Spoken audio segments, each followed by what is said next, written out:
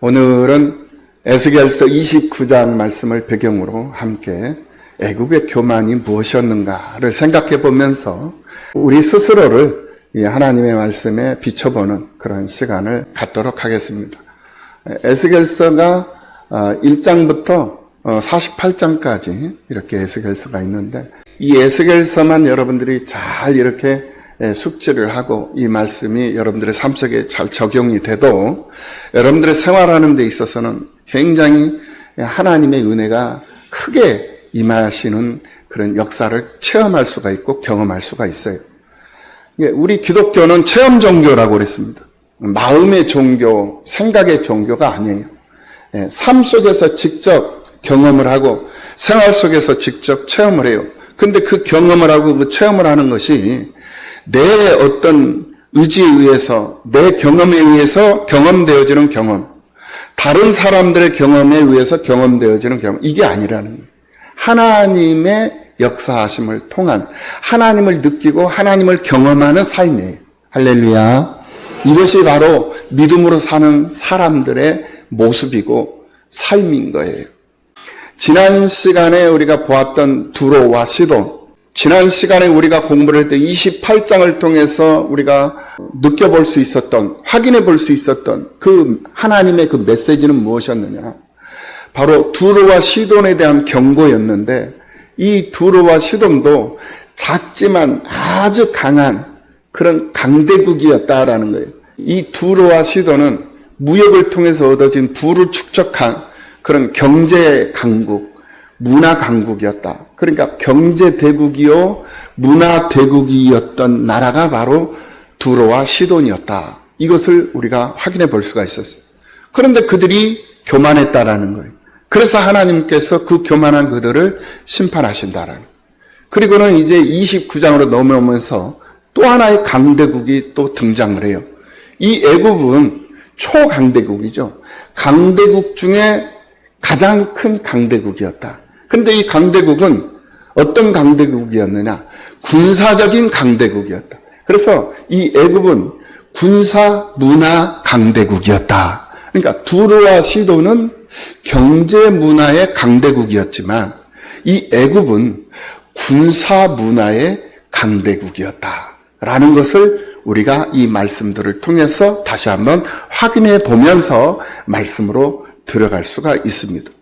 그래서 이 이스라엘 주변국들은 모두가 다 강성 대국을 이루며 서로에게 부러움을 주는 나라들이었어요. 이스라엘의 북쪽에는 암몬이라는 나라가 있었고, 그리고 그 옆으로는 모압이라는 강대국이 있었고, 그 밑으로는 에돔이라는 강대국이 있었고, 또 그 옆으로 시중해 쪽으로는 블레셋이라는 강대국이 있었고, 그 블레셋 밑으로 남쪽 밑으로는 애굽이라는 초강대국이 있었고, 위로는 두로와 시돈이라는 강대국이 있었고, 그러니까 이 이스라엘이라는 이 나라 주변에는 사방팔방 초강대국들이 다 포위를 하고 있었어요. 그리고 그 강대국 뒤에는 더 강대국 제국들이 막 있었잖아요. 아수르 제국, 또 바벨론 제국, 애굽이라는 그 초강대국, 그리고 서쪽으로는 바다 지중해. 이런 모든 그런 인간적이고 사회적이고 정치 외교적으로 이렇게 다 둘러싸여 있는 그런 나라가 바로 이스라엘이라는 나라였다라는 거예요. 그러니까 오늘 그 이스라엘이라는 그 나라의 모습이 누구의 모습이냐? 오늘 우리들의 모습이에요. 할렐루야. 우리들의 모습이에요.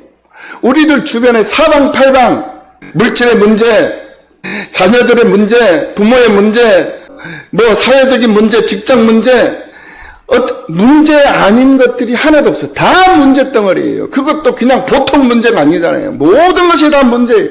하나가 해결되면 또 하나가 생기고, 하나 문제가 또 풀어내면 또 하나, 한 산을 넘으면 또 산이 나오고, 한 언덕을 넘으면 또 언덕이 나오고, 끝이 없는 그런 삶의 고뇌 속에서, 그런 삶의 그런 압박 속에서, 삶의 문제 속에서 우리가 신음하면서 살고 있는 그런 모습을 이 이스라엘이라는 이 나라를 통해서 우리가 발견해 볼 수 있다. 이 이스라엘이라는 이 모습이 오늘 우리들의 모습이었다라는 것을 성경이 지금 현재 우리에게 말씀을 해주고 있다라는 거예요. 오늘 본문의 말씀으로 들어가서 내용의 개요를 우리가 구분을 해보면 5단원으로 우리가 구분을 해볼 수가 있습니다. 첫 번째 1절에서부터 5절까지는 애굽의 교만이에요. 나일강을 자기가 만들었대. 애굽 왕 바로가 아주 그냥 자신만만하게 얘기를 해요. 이 나일강은 세계 최고로 큰 강이에요. 지구상에서 가장 큰 강이 이 나일강이에요. 어떤 사람들은 아마존 강이라고 또 최근에 또 바뀌었는데 그래봐야 얼마 차이 안 나요.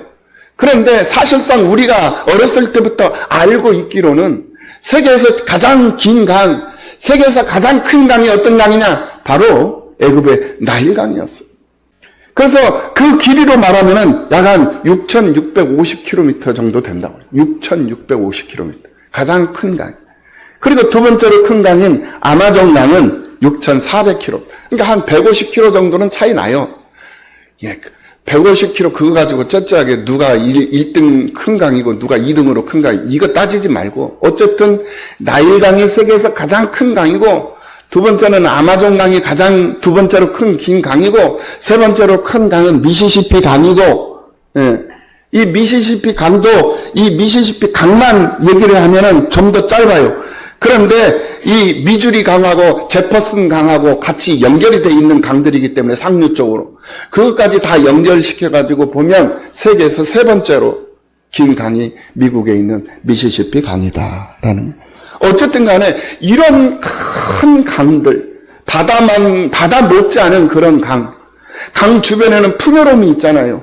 그런 풍요롭고 기름지고 그런 정말 멋진 그런 강들을 배경으로 해가지고 문화가 형성이 되잖아요.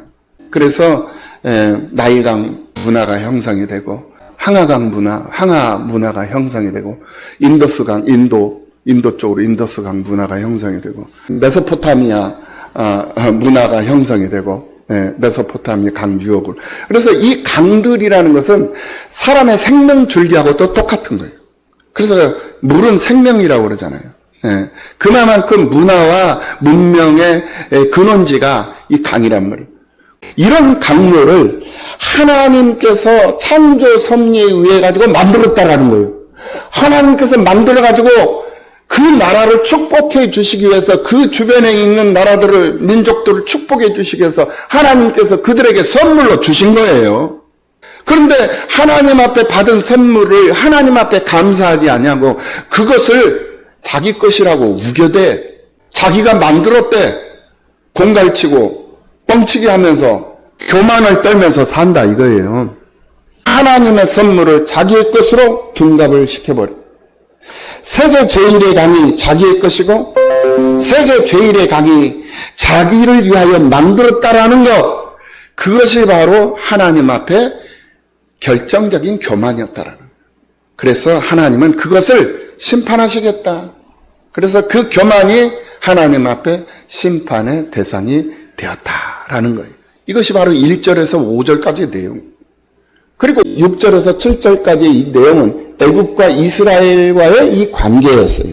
이 애굽과 이스라엘은 뗄래야 뗄 수 없는 그런 관계잖아요. 그래서 이 서로 의지를 하는 애굽은 이스라엘을 의지하고 이스라엘은 애굽을 의지하고 그래서 서로 의존적 그런 관계를 맺고 지냈던 그런 나라들이었어요. 그러나 하나님은 이 애굽을 무엇으로 표현을 하시냐면은 나일강에 있는 갈대와 같다. 애굽은 이렇게 비유법을 써요. 애굽이 너희들에게는 갈대 지팡이다. 그러니까 애굽을 의지하려고 생각하지 마라. 애굽은 너희들의 의지할 대상이 될 수 없다라고 딱 하나님께서 결론을 내려줘요. 이스라엘이 애굽을 손으로 잡으면 애굽은 부러져서 이스라엘의 모든 어깨를 찢고 이스라엘이 애굽을 의지하면 애굽이 부러져서 이스라엘의 허리가 흔들릴 것이다. 그러니 갈대의 지팡이 같은 이 애굽을 너희들이 의지하려고 생각을 하지 말아라. 그래서 하나님이 애굽은 이스라엘의 의지할 대상이 될 수 없다라고 말씀을 하시는 그 내용이 바로 6절에서 7절의 내용. 오늘 이 이스라엘은 누구라? 바로 나다라고 그랬어요. 이 말씀에서 말씀하시는 이스라엘은 나다. 그러면 애굽은 뭐다? 세상이에요. 애굽은 세상. 그러니까 이스라엘이 애굽을 자꾸 의지하려고 해요. 그러니까 하나님께서 야, 애굽은 갈대지판이야. 애굽은 의지할 대상이 못 돼. 너희들이 의지하려고 하면은 부러져. 오히려 그 부러진 그 갈대가 너희들의 어깨를 상하게 하고 너희들의 허리를 아프게 하고 허리를 흔들어 댈 거야. 그러니 애굽을 의지하지 말라. 애굽은 세상이라고 그랬잖아요. 그러니 세상 의지하지 말라는 거예요. 그럼 누구를 의지하라는 거예요? 하나님 의지하라는 거예요. 하나님 바라보라는 거예요. 하나님 눈에 안 보이는데요. 왜 안 보이느냐? 죄악에 어두워져 있어서, 욕심에 어두워져 있어, 교만에 어두워져 있어. 그러니까 시력을 잃어버린 거예요. 그러니까 하나님은 안 보이지. 예. 교만의 이 눈꺼풀을 걷어내고, 욕심의 눈꺼풀을 걷어내고, 그리고 하나님을 보면 하나님이 보여요. 그럼 하늘을 본다고 해서 하나님 보이는 게 아니에요. 뭘 봐야 돼? 성경 보면 하나님 보이는 거예요. 할렐루야. 성경을 보면 하나님이 보인다라는 거예요. 성경을 보라는 거예요. 애굽 세상 바라보고 세상 의지하려고 하지 말고 하나님 바라보라. 하나님 바라보는 방법은 뭐냐? 성경이다라는 거예요. 성경. 세 번째로 8절에서 16절까지의 내용이 애굽 심판에 대한 구체적인 내용들로 기록이 되어져 있어요. 왜 하나님께서 애굽을 심판하시느냐에 대한 구체적인 내용이다라는 거예요.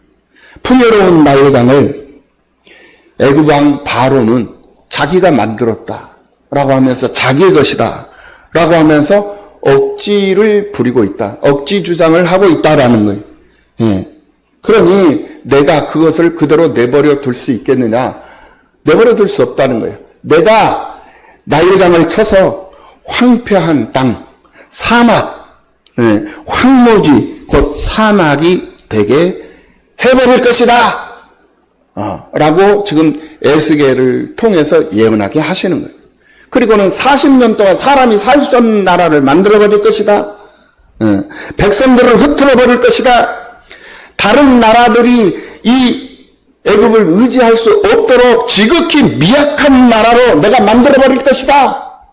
이렇게 세 가지를 16절에 걸쳐서 8절에서 16절에 걸쳐서 세 가지의 내용을 볼 수가 있어요. 유다, 이 이스라엘이 주전 586년에 바벨론에 의해서 느부갓네살 왕에 의해 가지고 멸망을 당했어요. 586년에. 그리고 이 유다를 멸망시킨 이 바벨론을 하나님께서 페르시아 제국을 또 강성하게 해가지고 이 바벨론을 멸망을 시켜버려요. 보복을 해줘. 하나님께서 보복을 해주신다니까요.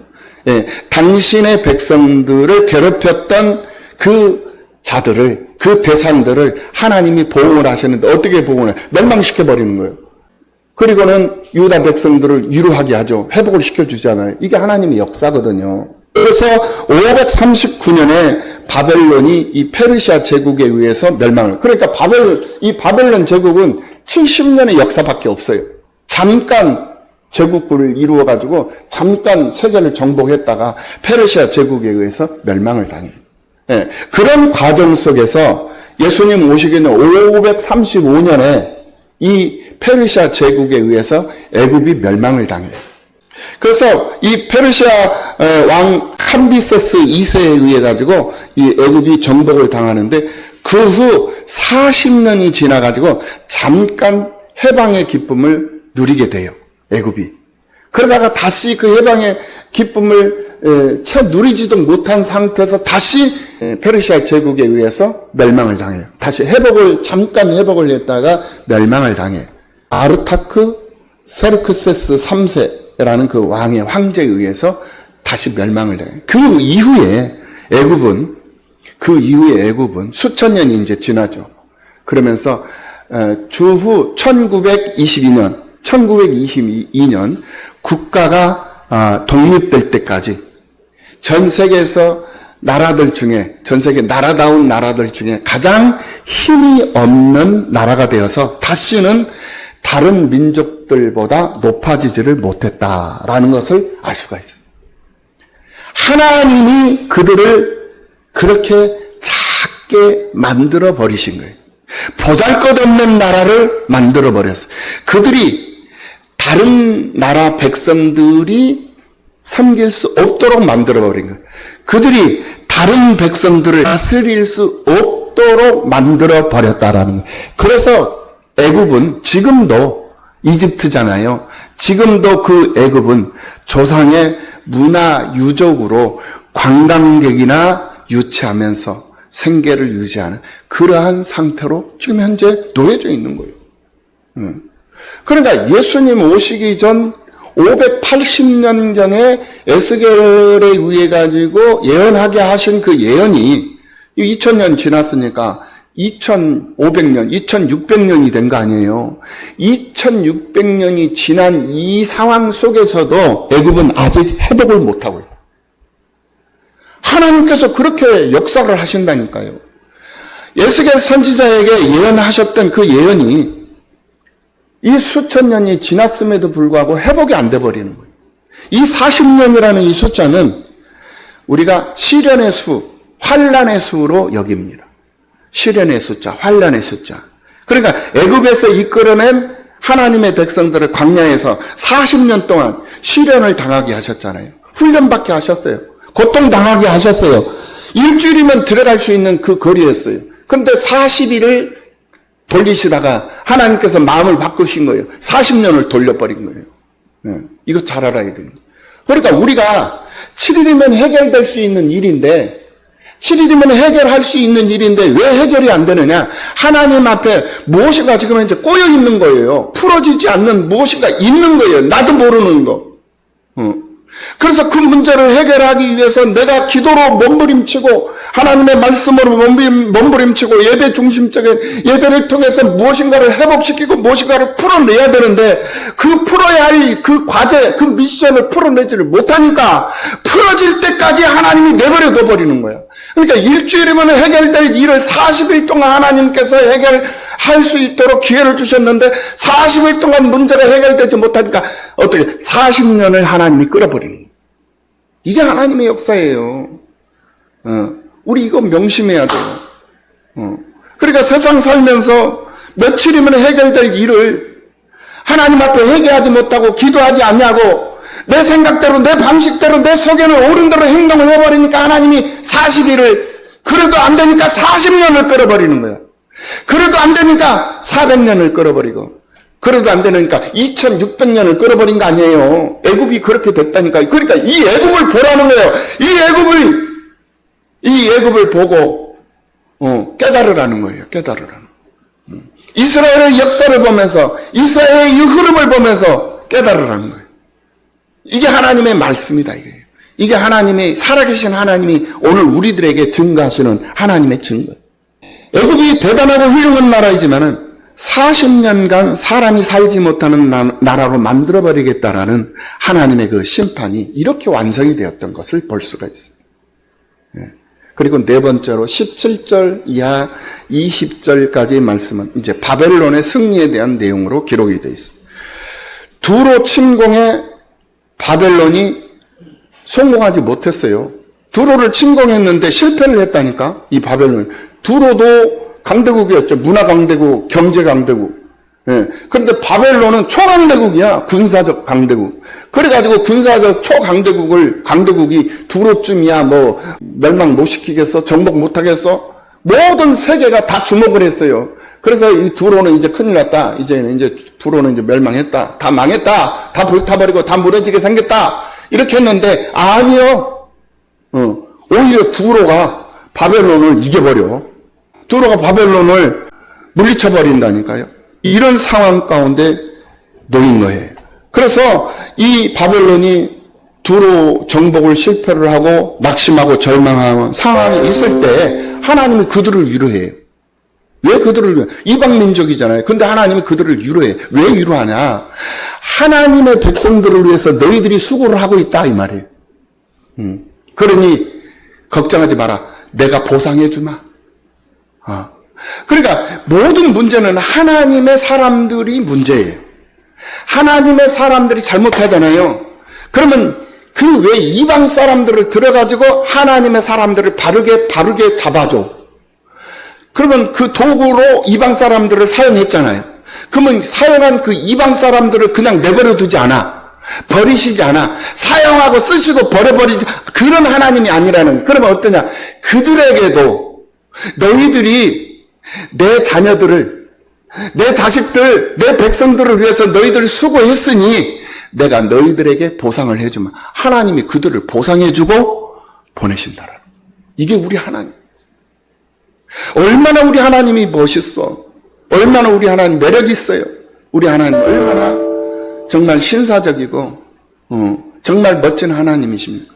이게 바로 우리가 믿는 하나님이시다라는 것을 이 17절 이하 20절을 통해서 우리가 확인해 볼 수가 있어요. 그리고 마지막 21절을 통해서 이스라엘의 회복을 하나님께서 이렇게 예언하게 하셔요.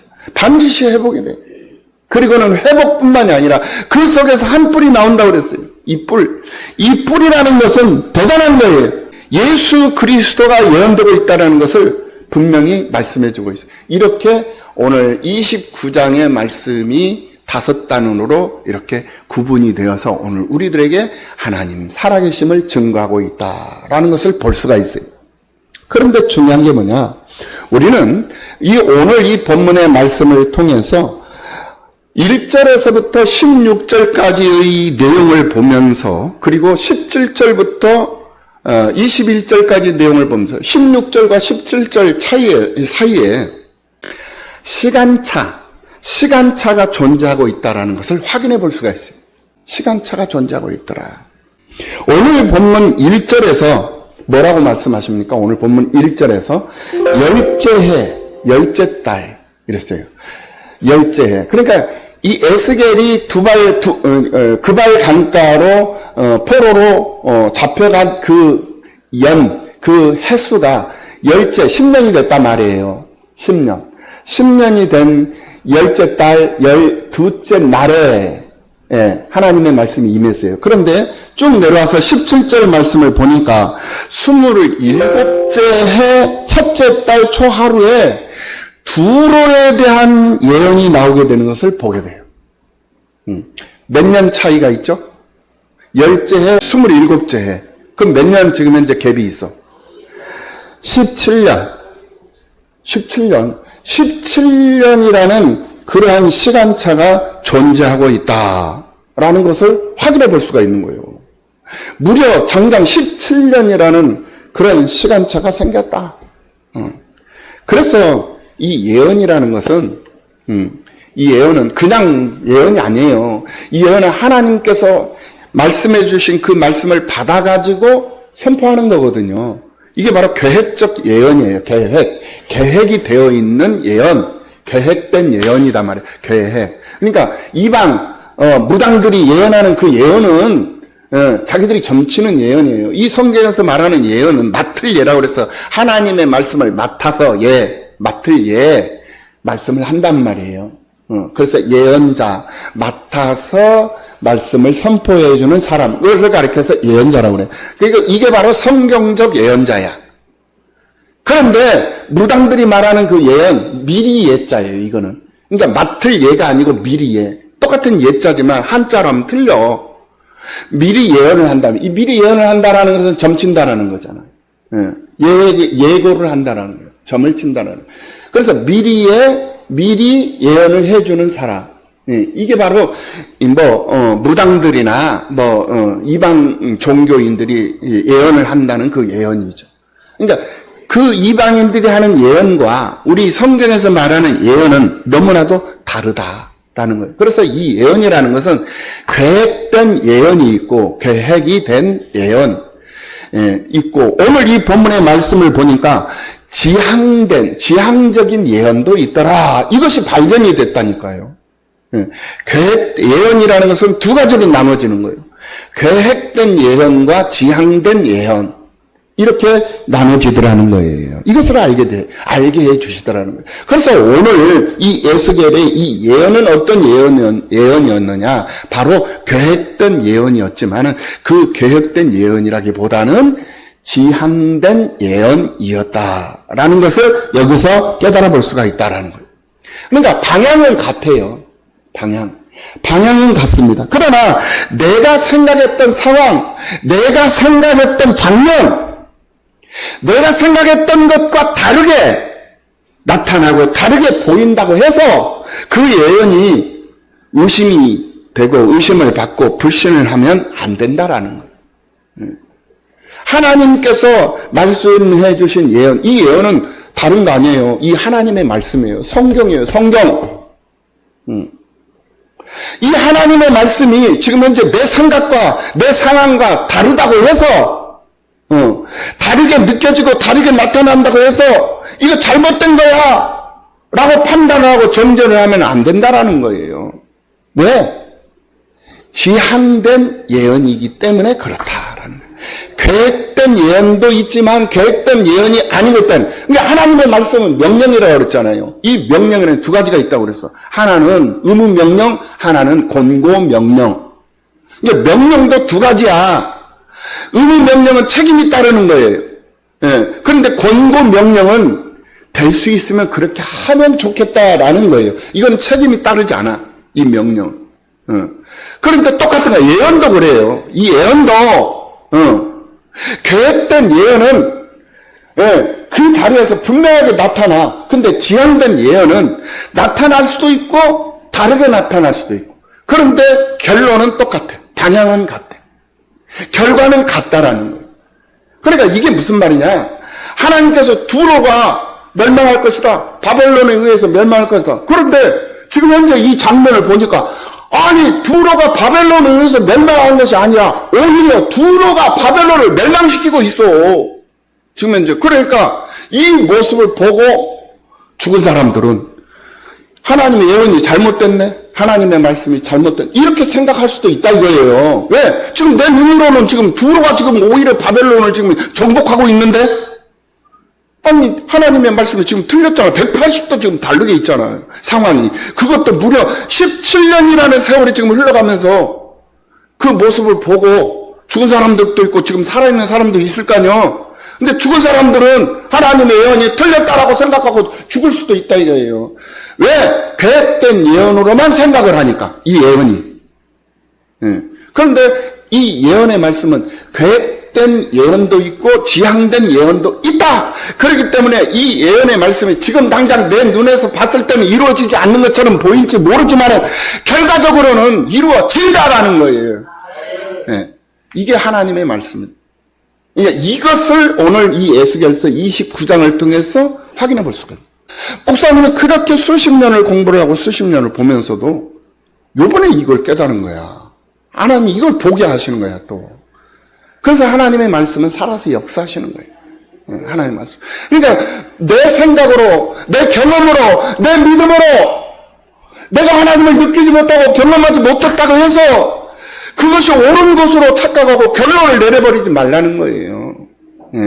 하나님을 내 지식으로, 내 마음속으로, 내 생각으로, 내 경험으로 가둬버리지 말라는 거예요. 하나님은 내 생각, 내 마음 속에 계시고 내 생각 속에, 내 삶 속에 들어와 계시지만 내주하시지만은 내주하시는 하나님으로 끝나지 않고 하나님은 내주하시기도 하시고 외주하시기도 하시고 그러니까 하나님은 들어오시기도 하시고 나가시기도 하시고 들어왔다 나갔다 들락날락 이게 우리 하나님이에요. 그럼 들어와 계실 때 밖에 외부에는 안 계시냐? 아니요. 들어오셨음에도 불구하고 밖에도 계셔. 내주하신다고 해서 외주하시지 아니하시느냐? 아니요. 내주하시면서 동시에 외주하셔. 이게 하나님이에요. 왜? 하나님은 초월적 존재이기 때문에 그런 하나님이시다라는 거예요. 그 하나님을 우리가 지금 믿고 그 하나님을 의지하면서 그 하나님을 노래하면서 살잖아요. 그 하나님을 노래하면서 살잖아요. 그러니까 내가 몸이 아파. 하나님, 그래, 나이도 내가 먹고, 나 병들어서 몸도 아프고, 왜 이렇게 힘도 없어? 오늘 내가 차량 운행하니까 우리 권사님들 큰일 났어. 전부 다 차를 못 올라와. 팔에도 힘이 없고 다리도 힘 없고 큰일 났어 이제. 이제 체육자 권사님들 따라서 하려고 그래 이제. 힘들대. 다니는 것도 힘들어 이제. 이제 그러다 보면 이제 얼마 못 가. 이제는 이제 다니는 것도 힘들면 이제 집에서 이제 방콕 하면서 살아야지. 방콕 사람으로 살아요. 그러면 이제 교회는 다 방콕 사람들만 있어. 교회는 동남아 사람들이 있어야 되는데 방콕 사람들이 동남아 사람들이 어떻게? 동네 남아도는 아줌마도.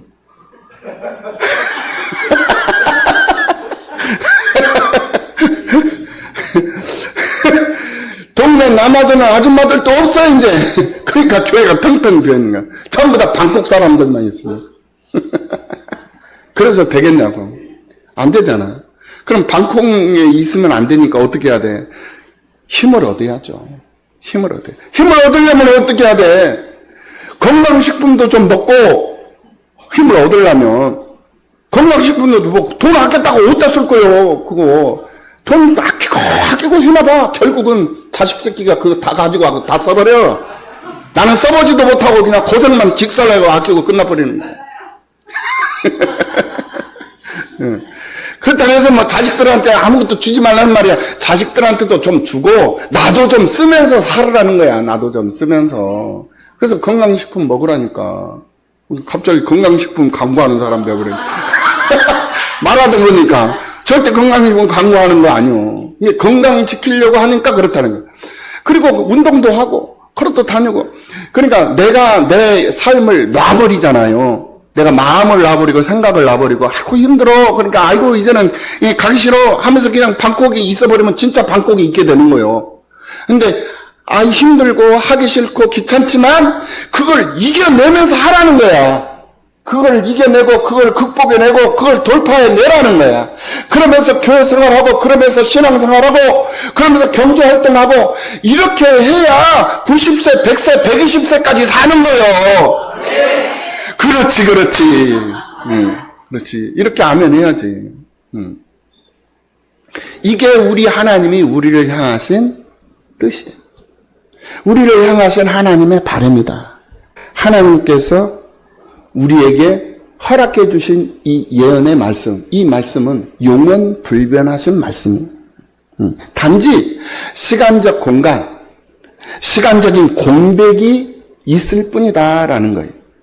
당시 상황은 에스겔의 예언대로 바벨론이 두로를 침공했고, 그래서 사람들은 두로가 망할 줄 알았고, 그런데 바벨론이 두로를 정복하지 못하고 오히려 두로에 의해서 바벨론이 어려움을 당하게, 그게 17년이라는, 오히려 두로가 바벨론을 격퇴시켜버렸다.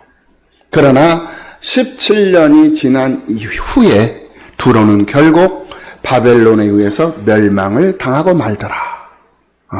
이 때문에 에스겔의 예언을 일시적인 장면, 일시적인 그러한 상황으로 봤던 사람들은 에스겔의 예언이 틀렸다라고 생각을 했다라는 거예요.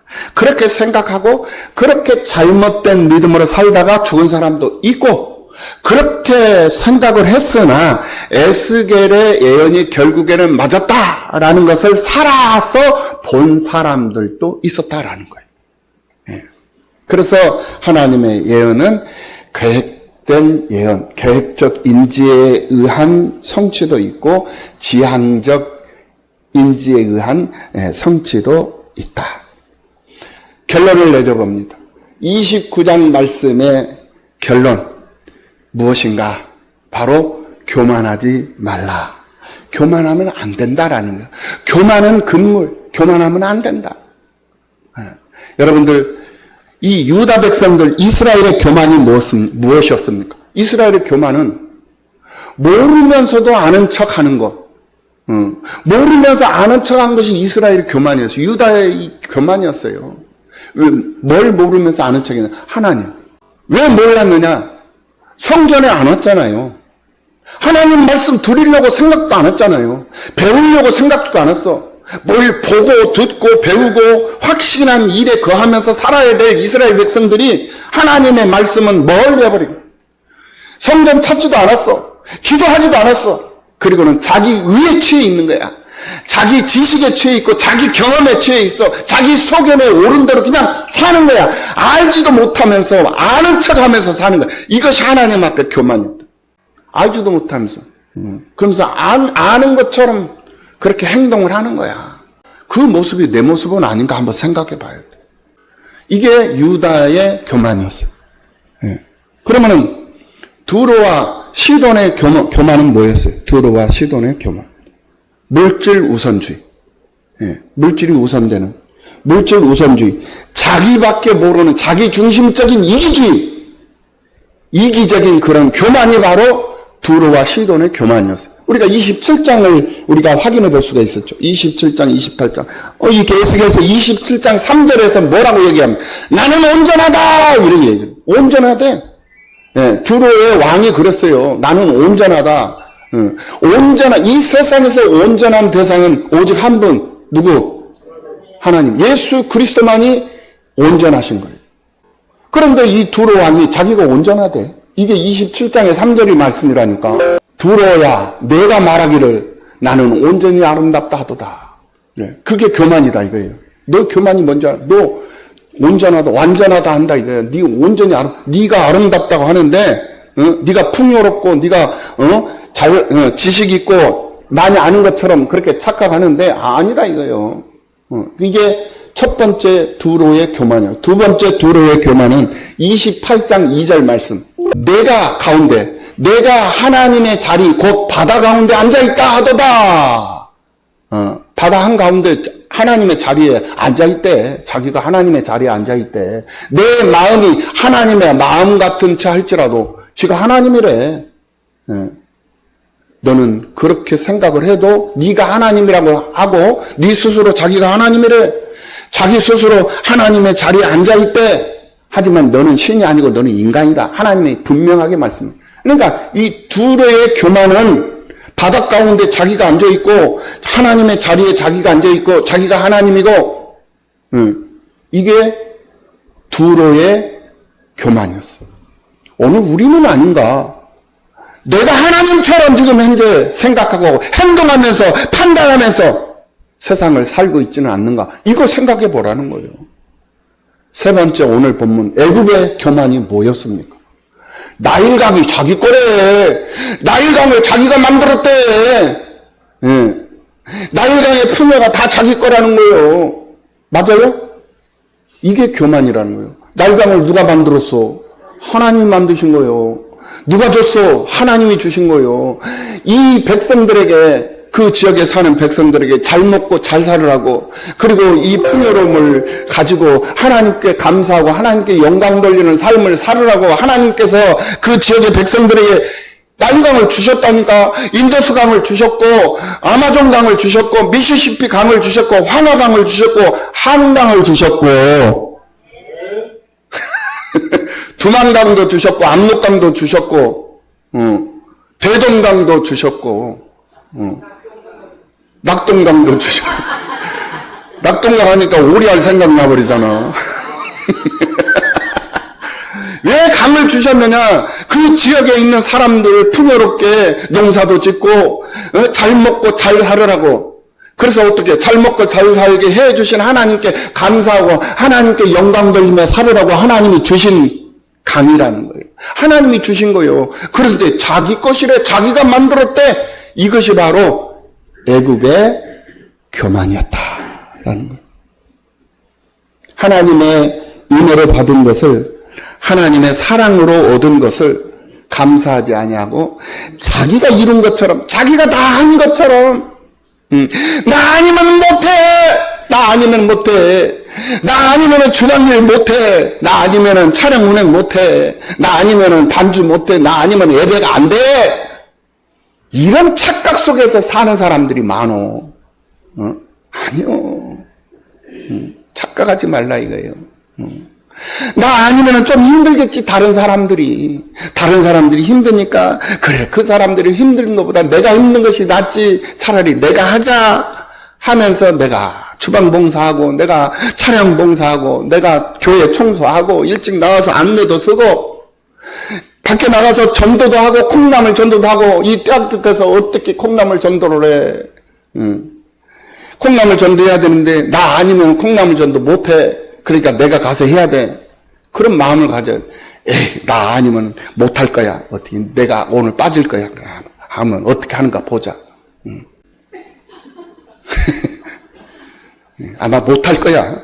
왜? 내가 없으니까. 근데 하나님께서 할 수 있는 사람들 또 붙이시더라. 힘은 들어. 왜냐하면 손발이 맞았던 사람이 빠지면 얼마나 힘들어. 힘은 들지만, 또 하나님 또 하게 하셔.